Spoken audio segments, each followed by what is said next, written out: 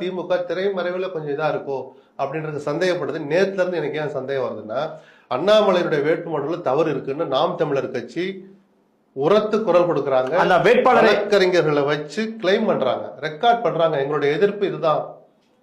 Judiciary பேப்பர்ல கொண்டாந்து பண்ணணும். பத்திர பேப்பர்ல இருக்க வேண்டிய ஒரு அபிடவிட்ட கோர்ட் ஃபீக்காக கட்டுற அந்த பத்திர பேப்பர்ல ஒரு பண்ணிருக்கிறாருன்னு கேட்கறாங்க. டெக்னிக்கலா தப்புங்கிறாங்க, ரூல் படி தப்புன்னு ரூல் எடுத்து காட்டுறாங்கல்ல. நாம் தமிழர் பண்ணிட்டு இருக்கிற அந்த வேலையில அவங்களுக்கு சப்போர்ட்டிவா கூட போக வேண்டாம். நீங்க தனியா அதை டிஸ்பியூட்டை கிளப்பி நாங்களும் எதிர்க்கிறோம்னு ஒரு வார்த்தை திமுக சொல்லிச்சா?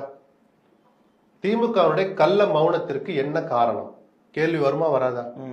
அப்ப எடப்பாடி சொல்ற அந்த வார்த்தை உண்மைன்னு ஆயிடுதா? திமுகவுக்கும் பிஜேபிக்கும் கள்ள கூட்டணி அந்த விமர்சனத்துக்கு ஒரு வலு சேர்க்குதா? எதுக்கு சார் நீங்க மௌனமா இருந்தீங்க? மியாவோட ஒரு சத்தத்தை விடல. அண்ணாமலையோட 2-3 தப்பு சுட்டி காட்டுது அந்த பொண்ணு, நாம் தமிழர் வேட்பாளர். ஆமா, ஏன் திமுக மௌனமா இருந்தீங்க? அப்ப கள்ள கூட்டணின்னு எடப்பாடி சொன்னா அதுல நியாயம் இருக்கும்னு மக்கள் நினைப்பாங்களா மாட்டாங்களா?